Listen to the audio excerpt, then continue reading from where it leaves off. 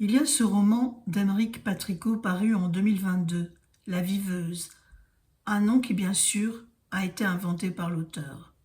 L'auteur, qui est-il?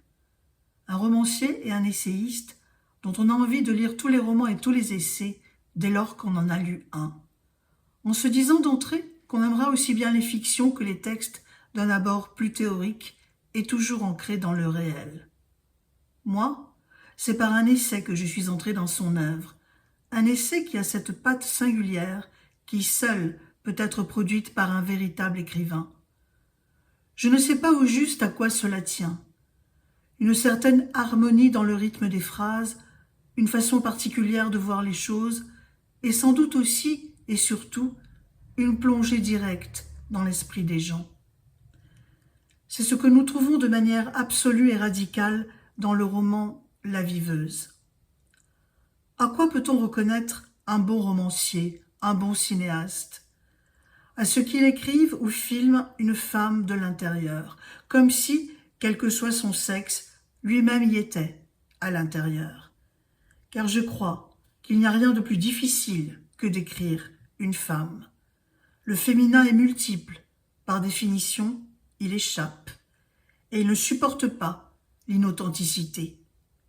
L'inauthenticité, c'est d'écrire ou de filmer une femme d'après les clichés, les images convenues, et cela peut être commis par un homme aussi bien que par une femme. La Viveuse offre une authentique plongée dans le cœur d'une femme. Anaëlle, prénom de l'héroïne incroyable de ce roman hors du commun, sulfureux au-delà du soufre, choquant au-delà du choc, qui ne craint pas de recevoir les invectives des féministes, des peines à jouir, et ils sont, comme vous savez, de plus en plus nombreux, des moralistes, des athées, des croyants, des marginaux, des gens normaux, des handicapés. Les autres personnages principaux du livre sont des handicapés. On peut dire qu'ils sont le sujet du roman, son noyau incandescent, son axe névralgique. Et moi, au risque de choquer à mon tour, je dirais qu'ils sont le véhicule par lequel se dit, dans ce livre choquant, quelque chose comme l'essentiel du désir et de l'amour. D'autres hommes et d'autres femmes tournent autour de l'héroïne. L'amant régulier, trop régulier justement, ennuyeux comme la pluie, collant à souhait, dont elle a un peu pitié puisqu'elle n'en est absolument pas amoureuse. Ils se connaissent depuis petit, quelque part ils sont pareils, donc il ne peut pas l'attirer. Il y a l'amant, le grand bourgeois, jeune et beau, qu'elle ne voit que pour le sexe, elle qui vient d'un échelon bas de l'échelle sociale, avec des parents peu fortunés. Elle est elle-même aide-soignante, métier qui a son importance dans son cursus amoureux et pour toute la trame du roman, comme on va le voir. Il y a le père, à moitié détruit par son divorce, humilié, fatigué, cassé, malade, trop aimant et qui ne se rend pas compte que son affection pèse lourd sur les épaules fragiles de sa fille. Une fille qui a du mal à trouver son identité véritable, qui a trop tendance à vouloir secourir le père, les autres, comme si elle se fuyait elle-même. Il y a l'ami, le complice, qui n'est ni son frère, ni son proxénète, mais, dans une certaine mesure, un peu des deux.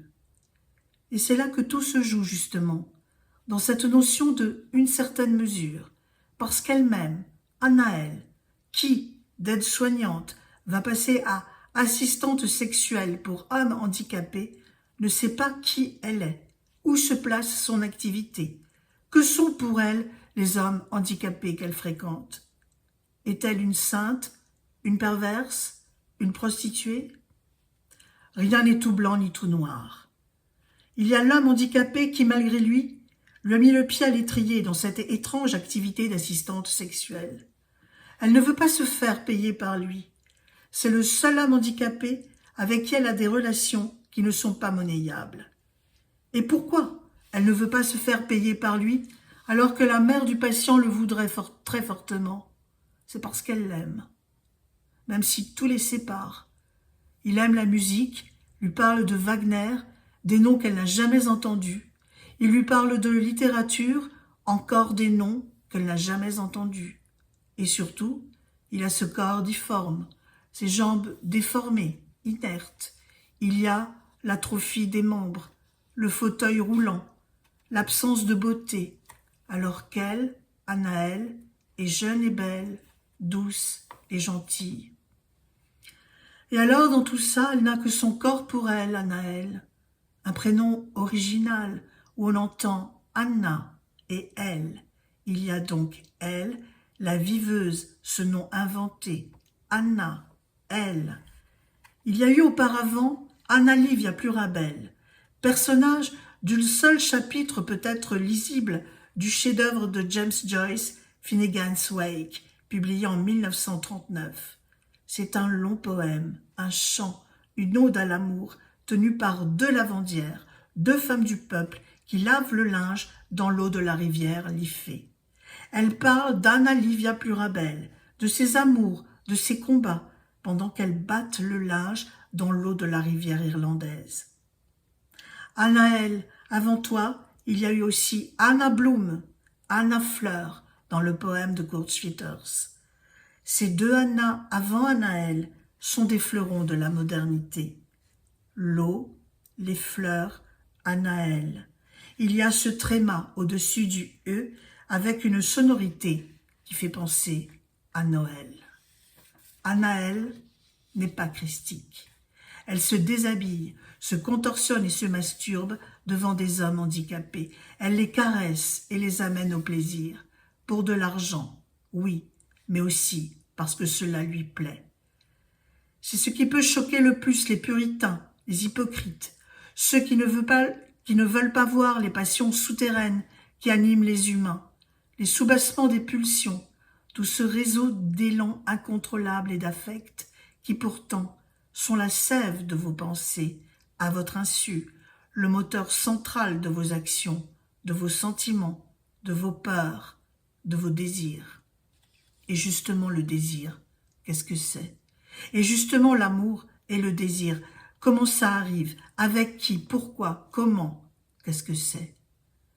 Seule l'écriture, la musique et l'art peuvent en dire, je crois, quelque chose. En écriture, il faut beaucoup de talent pour écrire des scènes d'amour. Alors, imaginez des scènes d'amour entre une belle fille et un homme handicapé. Il faut un évident don d'écriture, beaucoup de réflexion et une profonde pensée. Anaëlle, avec ses expériences sensuelles et sentimentales, avec la normale, le terrifiant, nous fait passer de l'autre côté du miroir. Elle s'en libère, elle, qui ne faisait qu'être la fille que l'homme attendait qu'elle soit, qui restait prisonnière des images, des faux-semblants, brise les miroirs.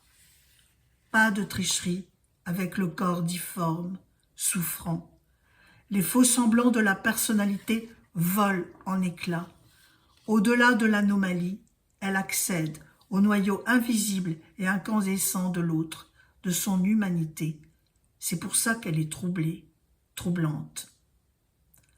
Alliage du sale, de l'impur et du sacré, comme une héroïne de Georges de Bataille, elle montre que l'amour et le désir se trouvent hors du monde. L'immonde est le revers de la mort. Il n'est pas dans l'au-delà, mais ici et maintenant, dans le vif instant qui échappe.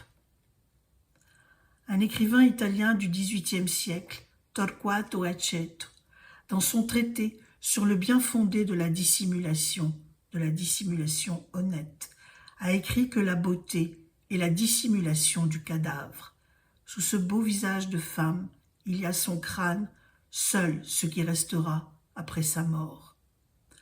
Un écrivain français du XXIe siècle, Aymeric Patricot, dans son roman La Viveuse, a écrit que la difformité est l'écrin de l'humaine beauté.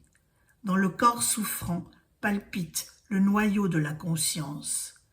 C'est la grande découverte faite par Anaëlle dans La Viveuse, qui se lit comme un conte de fées, un vibrant roman initiatique. La Viveuse, ce roman d'Aymeric Patricot, est paru chez Léo Cher en 2022.